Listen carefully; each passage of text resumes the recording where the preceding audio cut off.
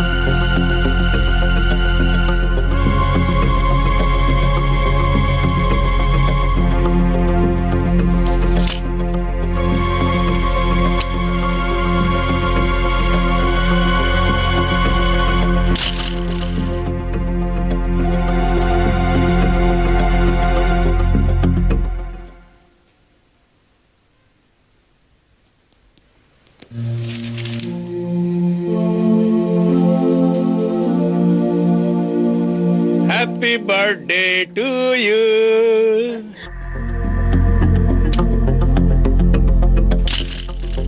Many happy returns of day. Thank you. बोलो, celebrate कहाँ करोगे बर्थडे?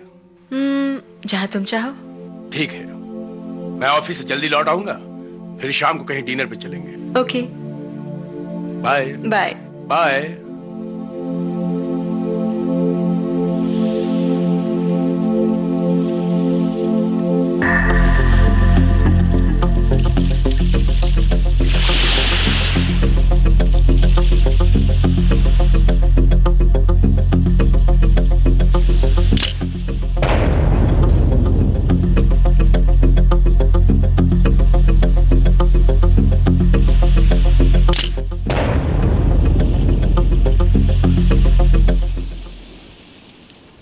मेम साहब, आज डिनर बनाना है? नहीं, आज डिनर के लिए हम लोग बाहर जाएंगे। मुझे लगता है विवेक आया, जरा देखना। जी।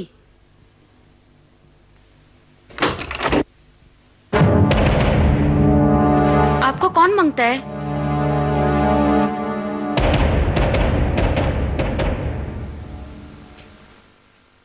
हेलो अनुपमा जी।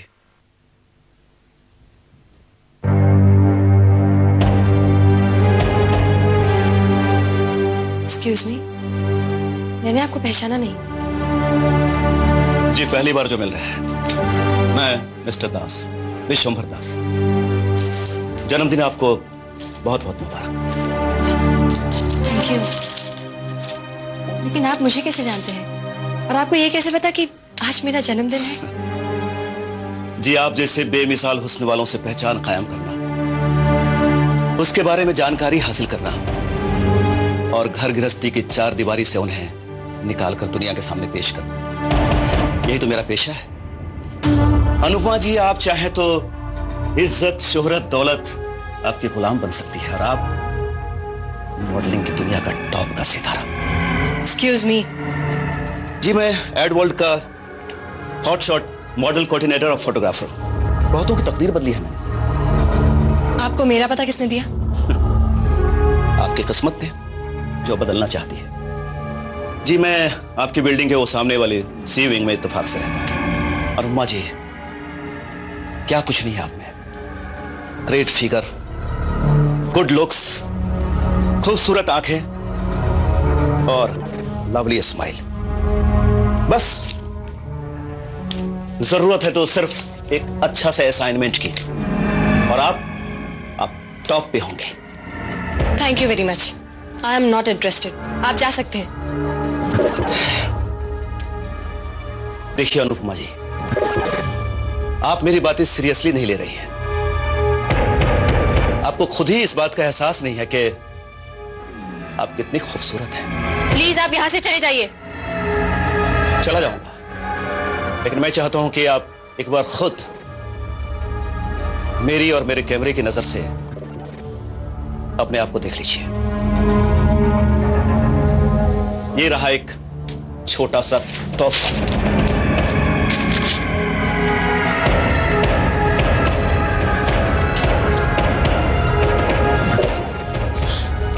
आपकी हिम्मत कैसे हुई मुझसे बगैर पूछे मेरी तस्वीरें खींचने की? यही तो एक मेरी कमजोरी है।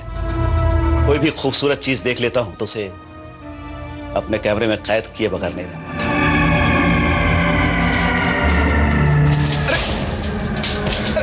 ये क्या कर रही हो? चले जाओ यहाँ से। Get out from here! क्या हुआ अनु?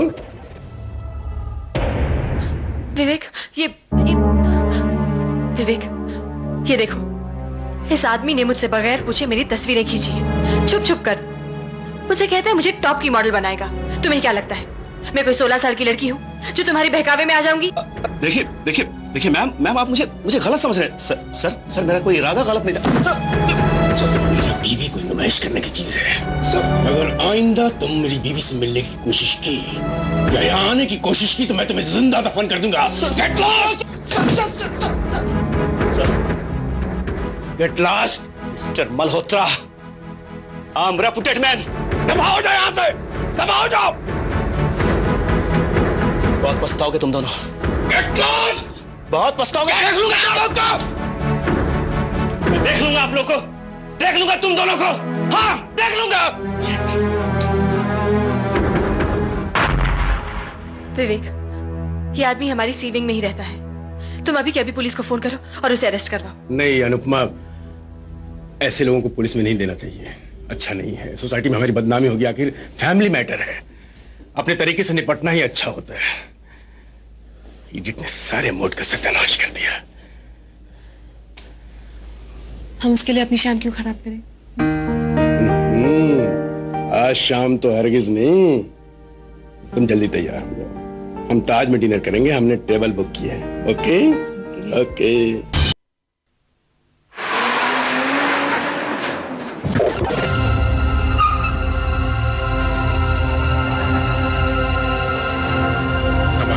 संभाल के डार्लिंग। देखो देखो, तुमने ज्यादा पी लिए, ज्यादा पी लिए। संभाल के, तुम नशे में हो डार्लिंग। घर आ गया, आ जाओ संभाल के। संभाल के डार्लिंग, संभाल के। ये संभाल के। या हाँ हाँ या। अरे वाह, घर का तो पूरा नक्शा ही बदला हुआ है। हाँ, वो जैसे तुमने कहा था ना, मैंने शांताबाई से कह दिया। वास्तुशास्त्र के हिसाब से पूरा बेडरूम सेट कर दे। Very good. अब तुम एक काम करो, तुम चेंज कर लो और फिर ये दरवाजा कर्टन सब बंद कर दो। नहीं बाबा, मेरे में तो हिम्मत नहीं है।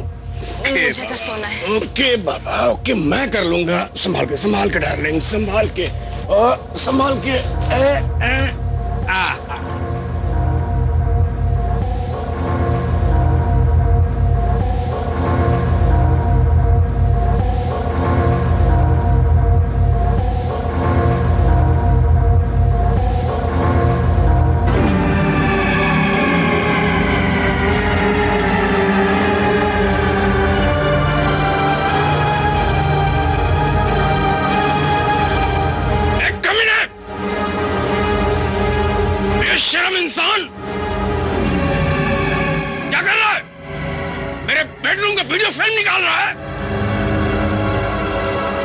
इस कमीने को सबक सिखाना ही पड़ेगा।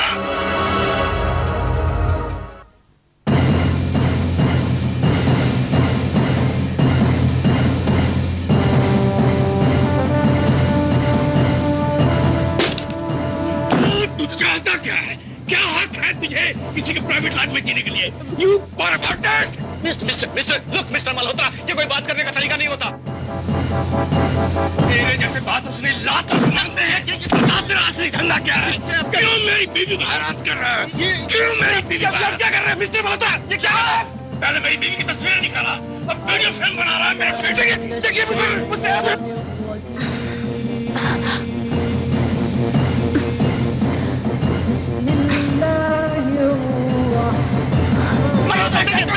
मेरी छुप कर तस्वीरें खींचता है। देखिए मुझसे गलती हो गई, मैं आपको देखिए प्लीज मुझे माफ करें, आप बचा।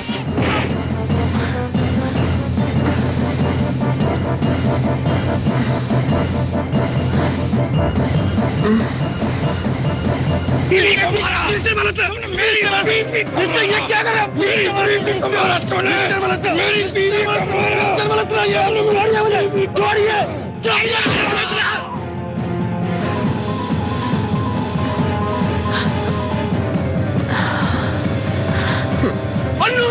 अन्नू रुक जाओ, अन्नू आगे मत बढ़ो, अन्नू गिर जाओगी। अन्नूप्पा,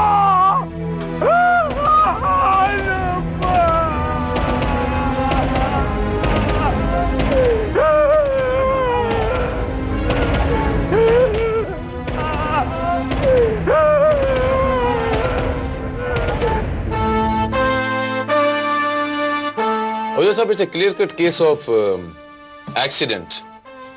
आपकी बेटी बैल्कनी में आई, नशे की हालत में ऑफ बैलेंस हुआ और अपनी जान खो बैठी। आप तो चीफ जस्टिस रह चुके हैं ना सर? मेरे ख्याल से आप समझ ही सकते हैं कि इस केस में इन्वेस्टिगेशन की कुछ ज्यादा गुंजाइश भी नहीं। ये अनुपमा की चिट्ठी है जो 1 हफ्ते पहले उसने मुझे लिखी थी। इसमें उसने मुझसे दिल्ली से बंबई आकर जल्द से जल्द मिलने को कहा था, लेकिन इससे पहले कि मैं आ पाता वो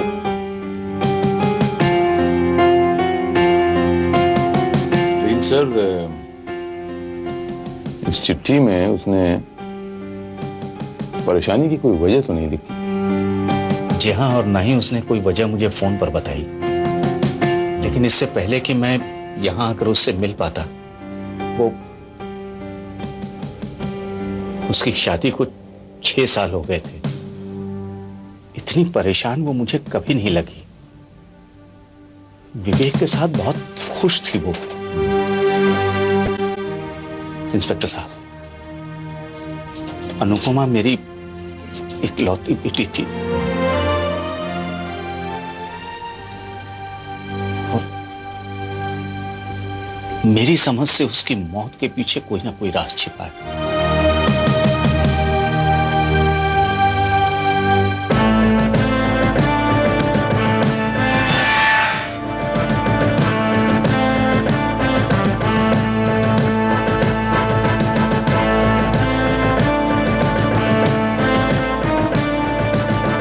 साहब, यहीं से अनुपमा गिरी थी और जब तक मैं भाग कर आता वो दम तोड़ चुकी थी। मैं उस बेचारी को हॉस्पिटल भी नहीं ले जा सका था और ये सब कुछ उस कमीने बिशंबर दास की वजह से हुआ था। इंस्पेक्टर साहब, तो विवेक साहब, जब यह हादसा हुआ तो आप सामने विशंबर दास जी के फ्लैट में थे? जी हाँ इंस्पेक्टर साहब। विवेक साहब, जरा डिटेल में बताएंगे कि उस रात एग्जैक्टली क्या हुआ था? मैं आपको सारा वाकया दिन की पहली घटना से बताता हूँ। जी बताइए प्लीज। वो कमीना अनुपमा की छुप छुप कर खींची हुई तस्वीरें लेकर यहाँ आया था। अनुपमा को टॉप मॉडल बनाने की पेशकश की थी। मैं और अनुपमा समझ गए ये कोई फ्रॉड है। हमने उसे धक्के मारकर यहाँ से बाहर निकाल दिया। फिर उसके बाद क्या हुआ? फिर उसने हमें धमकी दी, कहा बहुत पछताओगे। और जब रात को हम डिनर करके बाहर से वापस आए, देखा कि वो वो आदमी अपनी खिड़की पर वीडियो कैमरा लगाकर हमारी वीडियो फिल्म बना रहा है। तब कितने बजे थे विवेक जी? यही कोई रात के 1-1:30 बजे होंगे। उसके बाद क्या हुआ? उसके बाद मैं उसे सबक सिखाने उसके घर पहुंचा। उसी वक्त? जी हाँ, उसी वक्त। अनुपमा को नींद आ गई थी। मैं उसके पास गया, उसे डांटा, हम दोनों के बीच जोरदार झगड़ा हुआ। तो ये चोट आपको उसी झगड़े में लगी है विवेक जी? जी हाँ, ये चोट उसी झगड़े में लगी। तो उसके बाद क्या हुआ? उसके बाद मैंने अपनी बालकनी की तरफ देखा। अनुपमा बालकनी की तरफ आगे बढ़ रही थी। मैं चिल्लाया, मैंने आवाज दी उसे रोकने के लिए, लेकिन वो नींद में थी, नशे में थी, उसने मेरी आवाज नहीं सुनी। और फिर देखते देखते मेरी अनुपमा बालकनी से नीचे गिर गई। प्लीज विवेक जी खामोश हो जाइए। मैं आपका दुख समझता हूं विवेक, इन चीजों पर किसी का जोर नहीं है। अच्छा एक बात बताइए विवेक जी कि आपने विशंबर दास के खिलाफ पुलिस में एफआईआर नहीं दर्ज करवाई? नहीं इंस्पेक्टर साहब, तो हमने सोचा वो कमीना हमारे धमकाने पे इस सीधे रास्ते पे आ जाएगा। और ये हादसे के चश्मदीद गवाह आपके और विशंबर दास के अलावा और कौन है? मतलब किसने देखा है? गवाह तो हाँ, जब मेरी अनुपमा बालकनी से गिरी थी उस समय मेरी नौकरानी शांताबाई और मेरा वॉचमैन दौड़ कर आए थे। साहब और मेम साहब रात 1-1:30 बजे घर लौटे। मेम साहब बहुत नशे में लग रही थी। 10-15 मिनट बाद साहब बहुत गुस्से में वापस बाहर आए और सामने की बिल्डिंग में चले गए। उसके बाद क्या हुआ? उसके बाद साहब बैठे बैठे मेरी आंख झपक गई। बहुत जोर से किसी चीज के गिरने की आवाज और साहब के जोर से चिल्लाने की आवाज से मेरी नींद टूटी। मैं वापस बाहर सड़क पर आया, देखा तो मेम साहब पड़ी थी। उनका सर फट चुका था साहब, वो मर चुकी थी साहब। ये बताओ कि उस रात के पहले तुमने मेम साहब को, अपनी मेम साहब को कभी शराब पीते देखा था? नहीं साहब, कभी नहीं साहब।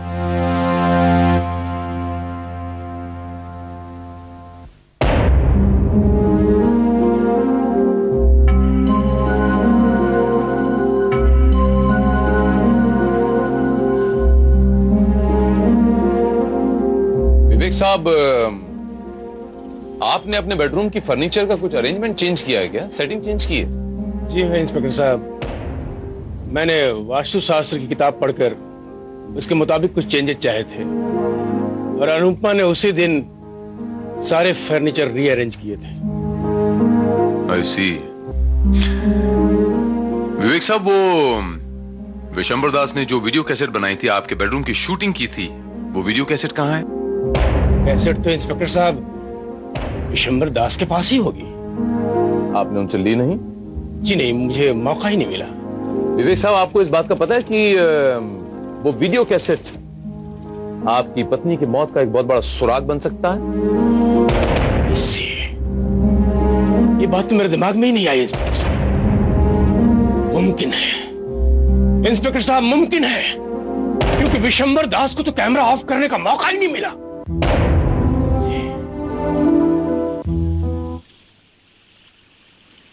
वैसे वो वॉचमैन और वो नौकरानी के स्टेटमेंट्स ले लिए? जी हाँ।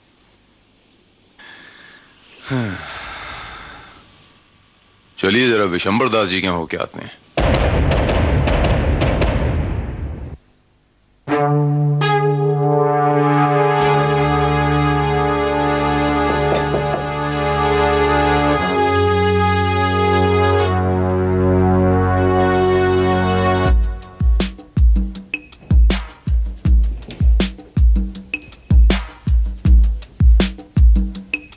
विशंबर, विशंबर। सर, ये दरवाजा अंदर से खुला हुआ है। लगता है उसे हमारे आने की खबर पहले ही से लग गई और वो यहां से भाग गया। कोई बात नहीं श्रीवास्तव, लेकिन पहले वो कैसेट ढूंढने की कोशिश करो।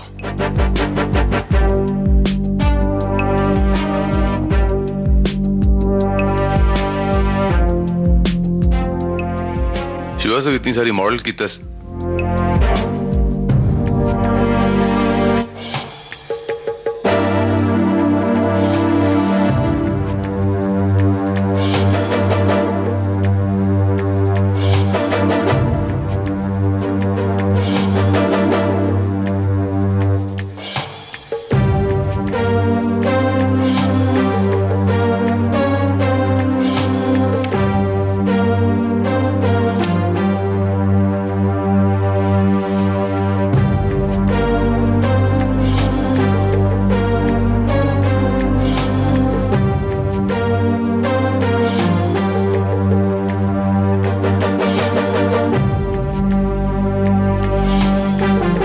श्रीवास्तव, मुझे तो ये आदमी एक बहुत बड़ा ठग लगता है, professional blackmailer.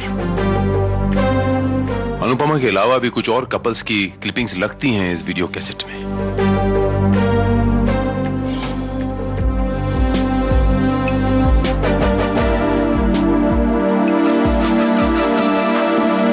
And I am quite sure Shrivastava, कि अनुपमा के मौत की गुत्थी भी इसी कैसेट से सुलझेगी।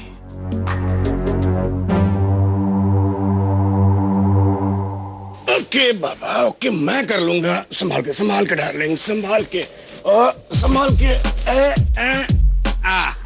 ओके या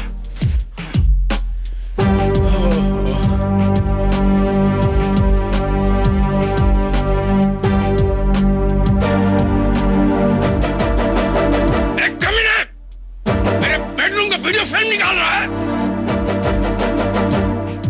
इस कमीने को सबक सिखाना ही पड़ेगा।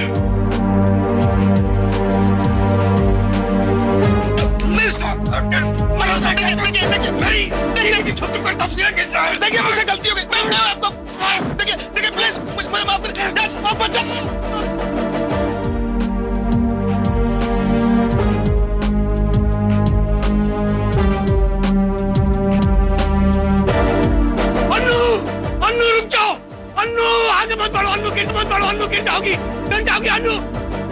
इस वीडियो रिकॉर्डिंग से तो साफ जाहिर है कि अनुपमा मल्होत्रा की मौत एक एक्सीडेंट की वजह से हुई।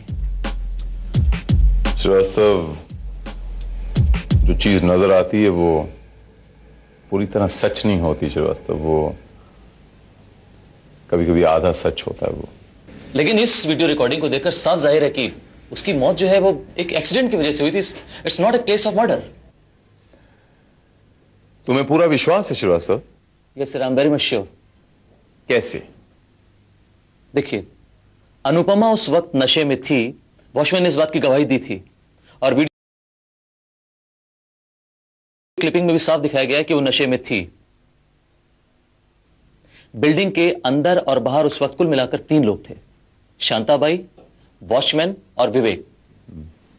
लेकिन इस रिकॉर्डिंग से साफ जाहिर है कि जिस समय अनुपमा बालकनी से नीचे गिरी उसके आसपास कोई भी नहीं था, और विवेक भी उस समय विशंबर दास के फ्लैट में था।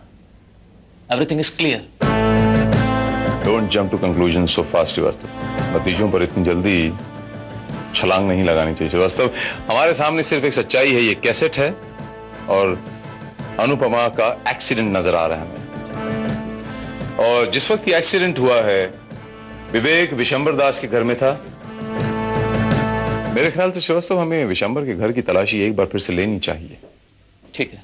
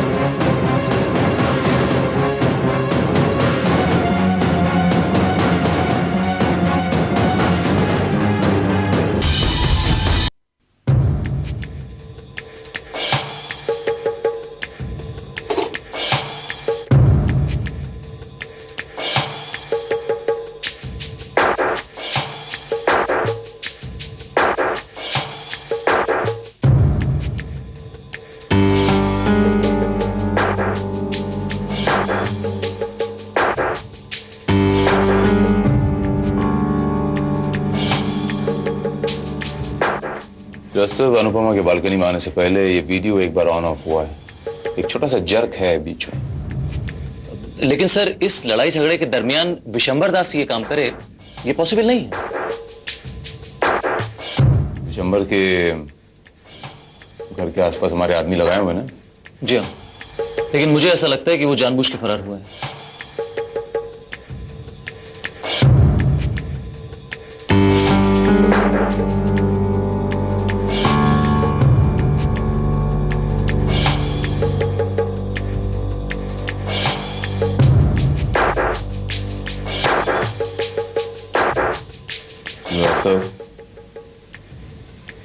अनुपमा के बैल्कनी में आने से पहले पीछे विवेक और विशंबर की आवाजें आ रही, लेकिन बाद में बैल्कनी में जब वो उठ के आ रही है उस वक्त उस इलाके के आसपास की किसी मस्जिद की अजान की आवाज आ रही है। अजान की आवाज?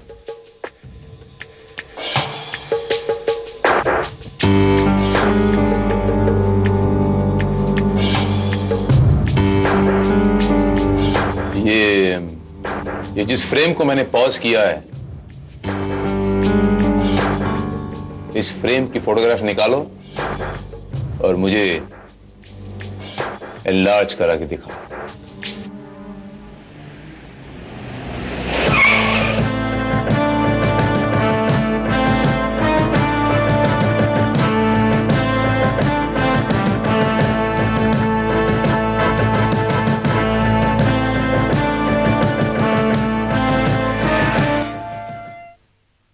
Good morning mister Ahuja. Good morning inspector Bharat. कुछ सुराग मिला? मिस्टर आहूजा, वैसे आपका शक बिल्कुल सही था। It's not an accident, it's a well planned murder. मैंने कंफर्म कर लिया। लेकिन उसे किसने मारा होगा? ओ आइए आइए इंस्पेक्टर साहब आइए। विशंबर दास का कुछ पता चला? हाँ, वो फरार है, लेकिन हम उसे ढूंढने की कोशिश भी नहीं कर रहे, अपना वक्त जाया नहीं कर रहे। लेकिन इंस्पेक्टर साहब, मेरी बीवी अनुपमा की मौत का जिम्मेदार वही आदमी है। जिम्मेदार है, लेकिन कातिल नहीं। ये मैंने कब कहा कि मेरी बीवी का कत्ल हुआ है और विशंबर दास कातिल है? मिस्टर विवेक, आपकी बीवी का एक्सीडेंट नहीं हुआ है। And just for your information sake, it's a well planned, well executed murder. क्या कह रहे हैं? मेरी कुछ समझ में नहीं आ रहा है इंस्पेक्टर। मैं आपको समझाता हूं मिस्टर विवेक। आप बाहर से कितने बजे लौटे थे मिस्टर विवेक? यही कोई रात को 1-1:30 बजे। और लौटते ही आपने अपनी सामने वाली खिड़की में विशंबर का वो वीडियो कैमरा नोटिस किया और आप इमीडिएटली दौड़ के वहां पर गए। मैं सारा वाक्य आपको बता चुका हूं। मिस्टर विवेक, एक बार फिर से दोहराने दीजिए ना, मैं पुलिस वाला हूं, आदत से मजबूर हूं, प्लीज। आप विशंबर के यहां दौड़ के गए। आपका जब विशंबर के साथ झगड़ा हो रहा था, आपने सामने वाली खिड़की में अपनी वाइफ को बैल्कनी की तरफ आते हुए देखा। आपने अपनी वाइफ को रोकने की कोशिश की, आपकी वाइफ रुकी नहीं, बैल्कनी से लड़खड़ा के नीचे गिर गई और मर गई, करेक्ट? जी हाँ। आपका विशंबर के पास जाना और आपकी वाइफ का बैल्कनी से गिरना, ये सारा वाकया लगभग कितनी देर में हुआ होगा मिस्टर विवेक? अप्रोक्सीमेटली।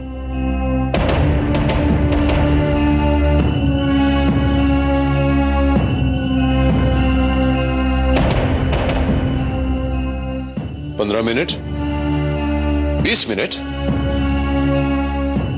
आधा घंटा, या फिर ज्यादा से ज्यादा 1 घंटा? जी हाँ। हाँ।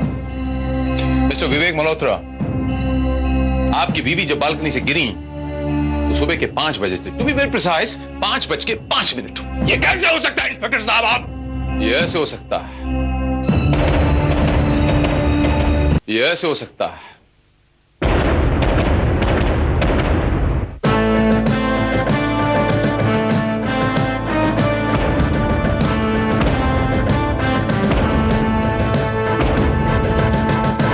तस्वीर देख रहे हैं आप, और इसमें ये घड़ी देख रहे हैं?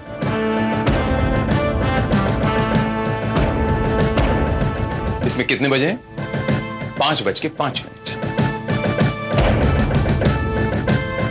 और ये उसी वीडियो क्लिपिंग की है जो मिस्टर विशंबर ने सुबह 5 बजे जब आपकी बीवी बालकनी से गिरी थी तब शूट किया। और उस वीडियो क्लिपिंग में सुबह 5:05 पे आपके आसपास के मस्जिद की अजान की आवाज भी सुनाई दे रही थी। वो शाम घड़ी 5 बजे ही बंद हो गई थी। पक्का याद है आपको? जी हाँ, मैंने कल ही उसकी बैटरी बदली है। झूठ बोल रहे हैं आप। कमाल की घड़ी है ये। शाम को 5 बजे खराब होती है और रात को 1:30 बजे शुरू हो जाती है, उसके बाद फिर खराब हो जाती है। Very strange. रात को घड़ी सही वक्त दिखा रही थी, आपसे किसने कहा? इस तस्वीर ने कहा।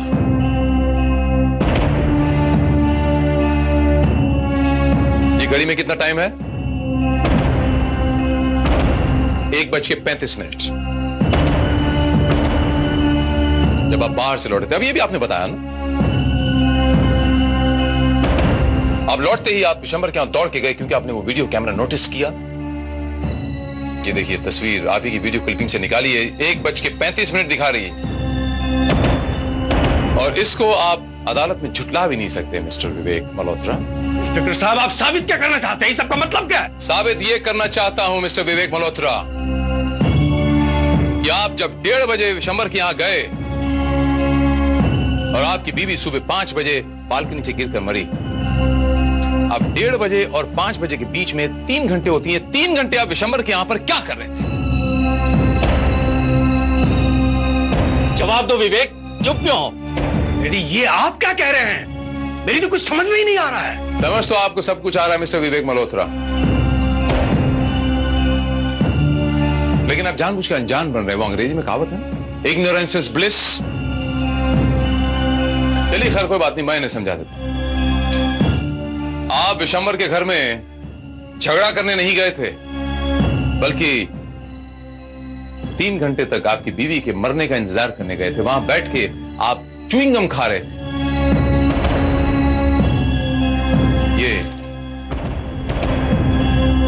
विशंबर के एस्ट्रे से बरामद हुई हैं।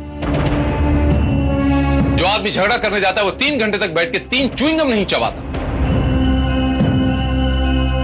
और 3 घंटे तक वहां बैठकर आप अपनी बीवी के मरने का इंतजार कर रहे थे। ये विशंबर आपका खरीदा हुआ आदमी है और आपके लिए वीडियो शूटिंग कर रहा था ताकि आपकी बीवी के मरने का आपके पास एक परफेक्ट एलिबाई हो। आप मुझ पर गलत इल्जाम लगा रहे हैं इंस्पेक्टर साहब। मेरा नाम इंस्पेक्टर भारत है, मैं किसी पर गलत इल्जाम नहीं लगाता मिस्टर विवेक। मैं ठोस सबूत के साथ बात करता हूं। आपकी बीवी जब बालकनी से गिरी तो आपका फर्ज बनता था कि आप उसे हॉस्पिटल लेके जाएं, लेकिन आप नहीं लेके गए। क्यों? क्योंकि पुलिस केस बनता, पोस्टमार्टम होता तो पता चलता कि उसकी मौत किस वक्त हुई है। करेक्ट? इंस्पेक्टर साहब, वो मर चुकी थी। मैंने सोचा उसे हॉस्पिटल ले जाने से क्या फायदा है। अपने बचाव में और ज्यादा तर्क देने की जरूरत नहीं है मिस्टर विवेक मल्होत्रा। आपने वो वीडियो शूटिंग सिर्फ इसलिए की कि उसको एक्सीडेंट प्रूफ करें और आपके पास इस बात का ठोस सबूत हो। ये बकवास है इंस्पेक्टर भारत। मुझे क्या सपना आया था कि मालूम बालकनी में आएगी और वहां से गिर जाएगी? आपको सपना नहीं आया था मिस्टर विवेक मल्होत्रा, बल्कि आपने इस बात का पूरा इंतजाम किया था कि आपकी बीवी बालकनी तक नशे की हालत में आए, यहां से डिसबैलेंस होकर गिर जाए। आपने वास्तुशास्त्र का सहारा लिया, इस रूम की पूरी सेटिंग इस तरह से चेंज की। ये देखिए, जो पलंग वहां था आपने उसको यहां इस पोजीशन में रख दिया। दोस्तों,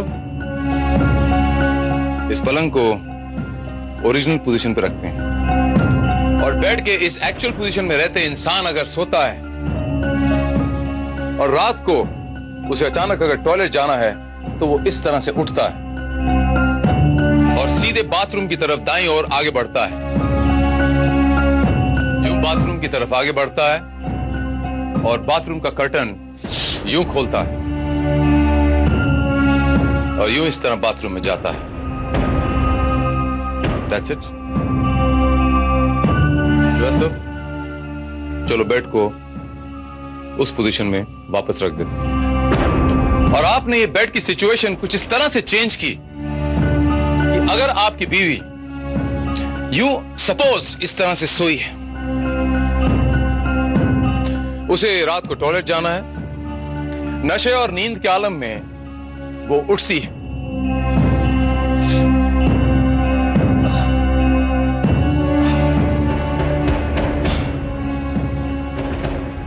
हमेशा की तरह बाथरूम जो इस बेड से दाईं ओर है, इस तरह। आपने उस दिन ये बालकनी का कर्टन बंद रखा जानबूझकर, और ये बालकनी का स्लाइडिंग डोर खुला रखा था जानबूझकर, ताकि रात को आपकी पत्नी जब नशे और नींद के आलम में यूं बालकनी को बाथरूम समझ के आए तो यूं लुढ़क जाए। संभालिए इंस्पेक्टर भारत। घबराइए मत, मुझे कुछ नहीं होगा, मैं नशे में नहीं हूं।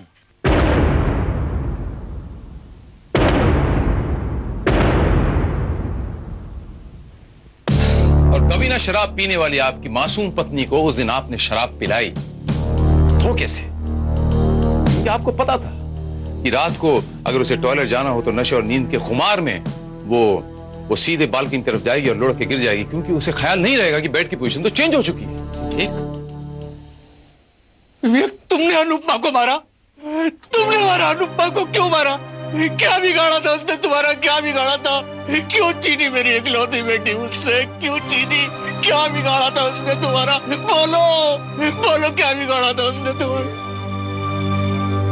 बताइए मिस्टर विवेक मल्होत्रा, कि आपने अपनी पत्नी का खून क्यों किया, जिसे आप बहुत प्यार करते थे? लव मैरिज की थी ना आपने? ऐसी कौन सी मजबूरी थी कि आपको उस मासूम का खून करना पड़ा? अगर आप में थोड़ी सी भी इंसानियत बाकी है तो कबूल कीजिए अपना जुर्म।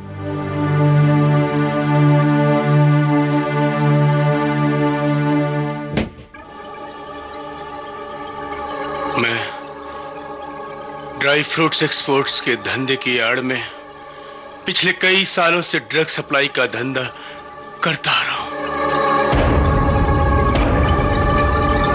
1 महीने पहले तक अनुपमा इस बात से अनजान थी, और जब उसे पता चला तो मुझे उसने इस धंधे को छोड़ने के लिए कहा। मैंने कहा, यह नामुमकिन है, ये नामुमकिन है अनुपमा, ये नामुमकिन है, मैं ये धंधा नहीं छोड़ सकता।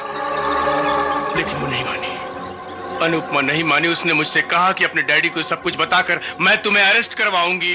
वो मुझे अरेस्ट करवाना चाहती थी। पिछले हफ्ते हम दोनों का बहुत झगड़ा हुआ। मेरे लाख समझाने के बाद भी अनुपमा नहीं मानी।